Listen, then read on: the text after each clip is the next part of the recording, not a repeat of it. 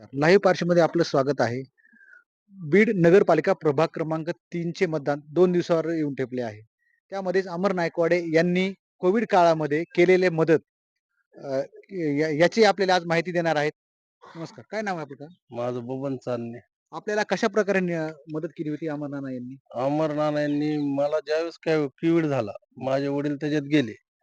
परत त्यांच्या विधी दिवशी मला चक्कर आली आणि पडलो मी. माझ्या मुलांनी मला खाजगी दवाखान्यात नेलं. तिथं 15 दिवस होतो आम्ही. 16 दिवशी डॉक्टर म्हणले, "हे संपलेले आहेत, घेऊन जा." मग आमच्या मुलांनी नानाला फोन केला. नाना म्हणले, "10 ते 20 मिनिटात येतो." नाना 10 मिनिटात गाडी घेऊन आले, एम्ब्युलन्स.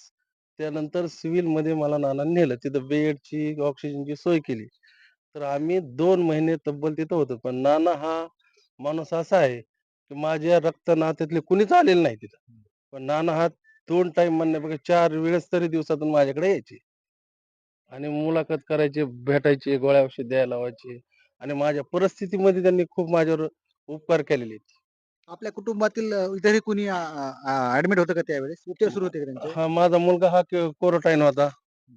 परत हा बघायला होता. माझी आई क्वारंटाईन होती. माझं एक सून होती, माझा एक पुतण्या होता, भाऊ होता. आम्ही इतके जण होतो. सर्वच तेवढाच कुटुंबाला कोविडची लागण झाली कोविडची होती. लागण झालेली होती. त्यामध्ये अमर नायकवाडे यांनी आपल्यालाही कशी मदत केली पाहिजे? मला इतकी मदत केली नानांनी कुठल्याही काळात, कशाच्याही अडचणीत. एक कॉल केला तर लगेच बॅक येते, की बाबा काय झालं स्वप्नील? मी त्यावेळेस त्यांना जे सांगितलं प्रॉब्लेम ते परत सॉल्व्ह करतात. कोविड काळामध्ये इथं लसीचं करण असो, पाणी समस्या असो किंवा कुठला अनेक अडचणीमध्ये हा रस्ता आहे. हा रस्ता कुठेच बसत नव्हता. हा रस्ता पण नानांनी करून दिला किंवा अडचणीमध्ये कुठल्याही नाना साथ देतात. तर आपण पाहिलं की सर्वसामान्याच्या हाकेला धावून येणारे म्हणून अमर ना नायकवाडे यांची आज बीड शहरात ओळख झालेली आहे. तर मी येत्या देव तर पाहिला नाही कसा असतो, पण देवाच्या दारात गेलतो हे खरंय. पण ते मला काही आठवत नाही. काही आठवत नाही. पण नानामध्ये देव पाहिला एवढं खरंय. जीवन दान देणारा मला हा नाना आहे. मी आज बी दानामुळेच आहे. माझं वजन झालं 35 किलो. माझा ऑक्सिजन होता 38 चा इतका. पण त्या माध्यमातून नानाने कितीतरी प्रयत्न केले आणि कुणी नव्हतं माझ्या तिथं. माझी पत्नी, माझा मुलगा आणि नाना. बस ह्याच्या पलीकडे आम्हाला कुठं जग माहित नाही.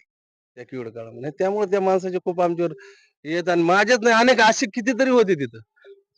त्यांना सुद्धा नाना असं किंवा कुठली जात, पात, धर्म याचा कुठलाही विचार न करता नानांनी हे फार मोठं समाज सेवा केलेली आहे आणि अनेक कितीतरी माझ्यासारख्या माणसांना त्यांनी जीवदान दिलेलं आहे नानांनी मदतीत. आता नाना प्रभाग 3 मधून निवडणूक लढवत आहेत. तर हां. आपण कशा प्रकारे त्यांना मदत करणार? आम्ही होतोय निवडी मतदान याच्यातून लोकांना सांगून वा नानांना हे करा आपल्याला समाजसेवकच माणूस पाहिजे.